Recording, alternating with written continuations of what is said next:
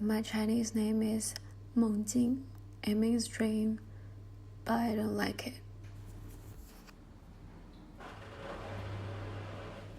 I always believe loneliness is a problem that needed to be solved. Loneliness should be working alone, watching a shadow stretch and shrink, hearing faint footsteps behind you, imagining the stories that might happen to the parallel universe version of me, until dream appeals and it tells me that I didn't do it today. It should be dressing up in a short skirt, holding a cigarette and a drink, hoping to meet your destined lover on a crowded dance floor, and dream says, "You look disgusting."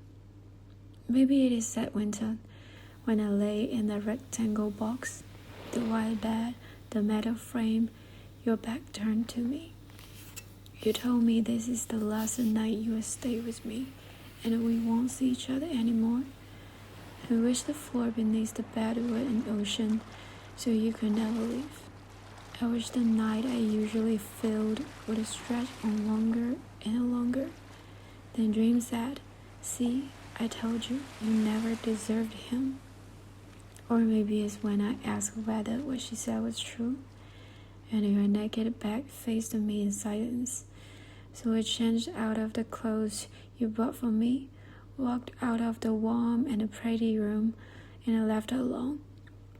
The sun in Shanghai was unusually gentle that day. We were supposed to go for a walk together. Dream told me, "I warned you not to trust him." Loneliness is made of things. At that time, I thought solving loneliness simply meant having someone sleeping beside me. So when I got up to use the bathroom in the middle of the night, I wouldn't have to cover my ears at the instant the toilet flushes.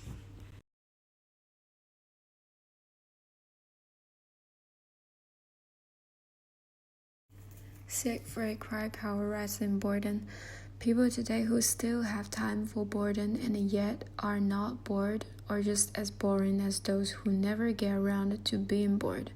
To him, boredom is a blank space where the self can reappear, but I can't stand this blank space.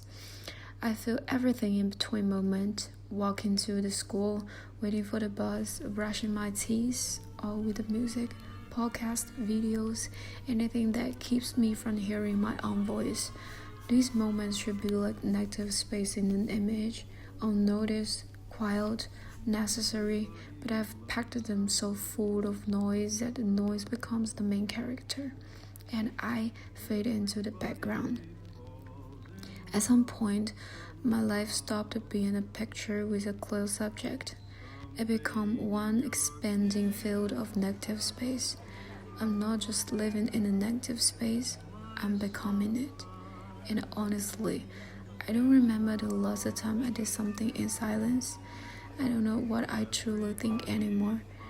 Whenever Dream tries to talk to me, I just shut her down. When a word gets quiet, or the terrifying thoughts rush in, the older ones, the imagined futures, Dream whispered things like, "He's too good for you.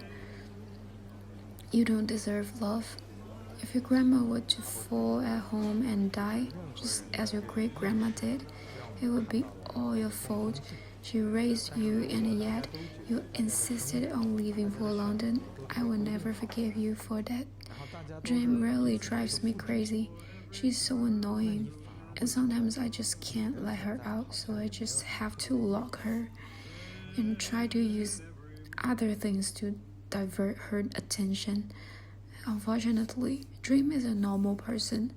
She can easily be colonized by the commodified forms of communication.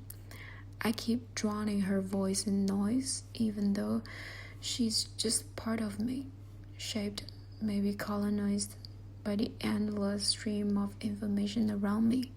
And that's the sad, ridiculous thing. I can control the flow of information in my own life, yet I'm still producing more visual communication things. I want to be bored. I really want to. I really want to talk and hear Dream, but I'm just so afraid of what she will say to me.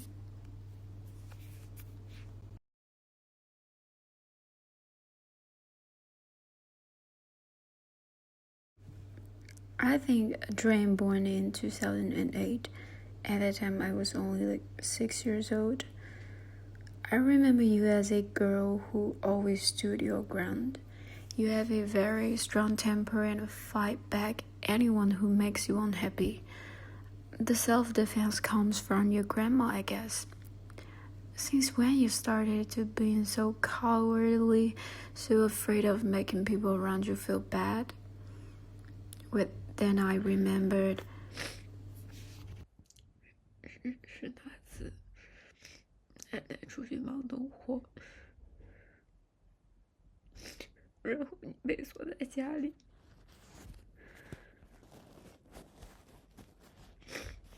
你趴在门口，喊着要奶奶，却发现自己根本够不到门锁，然后地上的老鼠开始乱窜，你害怕的躲在床上，一直哭，一直哭，但是也没有人来抱你。但是那一次，同学一边嘲笑你是一个棒子，一边把你的桌子踢来踢去，然后你的东西全部掉到地上，但是你除了哭，坐在椅子上什么都不敢做。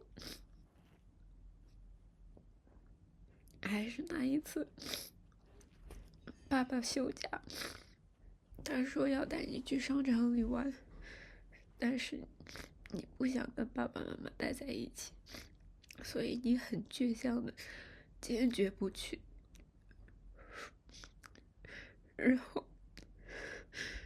然后爸爸把你拉到门外，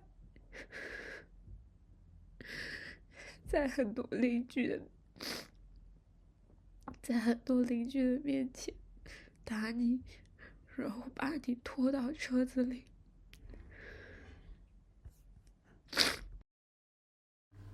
When I was 6, you started your first conversation with me. You suddenly asked, "Is this the last time Grandma will ever hold me? Because I'm growing up." You kept terrifying me with thoughts of her death. Like, Grandma is so old. What if something happens to her? I spent so many nights unable to sleep, my fingers swollen red from digging my nails into my own skin. Later, every time you appealed and tried to say something to me, my whole body would start itching. I would scratch myself desperately, using that itch as an excuse to escape the conversation with you. I scratched harder and harder until it hurt. Until there was blood on my nails, I tore you apart with my fingernails. And then you slowly healed, but still left those hateful marks on my skin. Through countless moments when you occupied my mind, fear, numbness, pessimism, all floating in, I suddenly realized I have never used a single positive word to describe myself.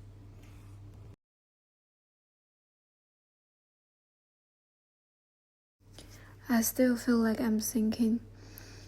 Loneliness and dream really exhaust me. Dream, Mengjing. I've always thought it was such a beautiful name. How can someone with such a beautiful name be so pessimistic? Last night, just as I was falling asleep, I suddenly woke up again. I clearly felt the heaviness of my body and could only hear the faint, constant electric hum in the house. I thought about death. I felt like I wouldn't wake up tomorrow, that I would die in my sleep tonight. I wouldn't dream. I didn't want to dream. I hate dreams. I wanted my brain to be completely empty. I forced myself up, fight against the sleepiness, and I put on a proper outfit. At least if someone eventually found me, I wouldn't look so miserable. Thinking about dying alone like that made me panic, but I still tried hard to feel the tightness in my body again and fell asleep unwillingly. But the next day, I still woke up.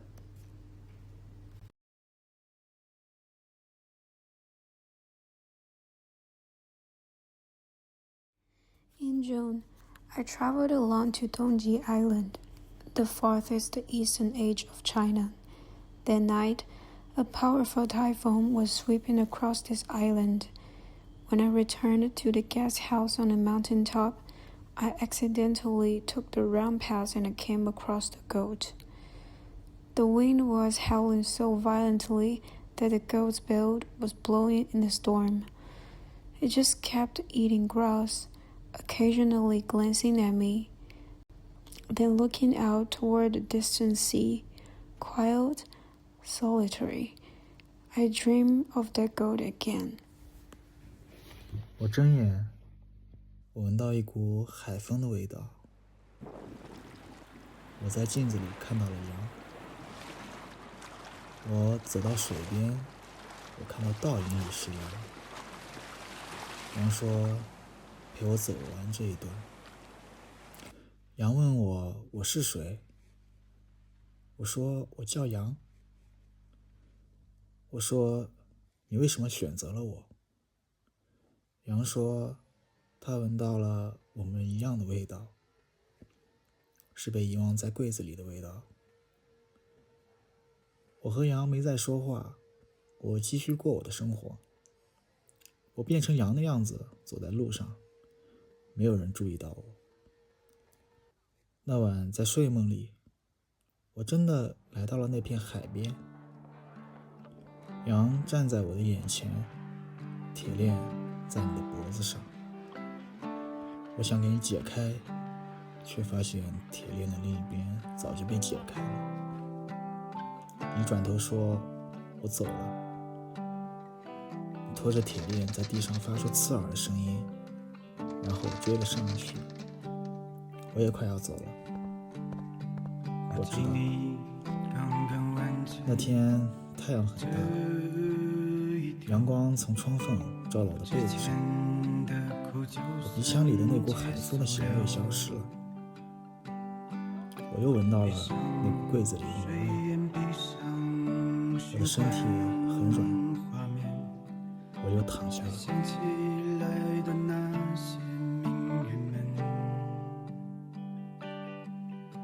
在脑海自动巡游了一遍，你的小船会亡羊补剪。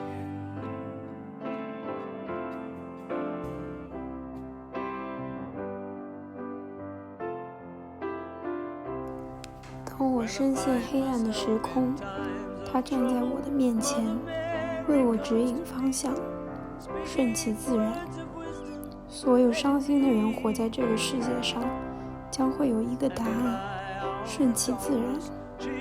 即使他们将要分离，他们仍有机会看到一个答案，顺其自然。阴云密布的夜空依旧有光明，它照耀我知道明天，顺其自然。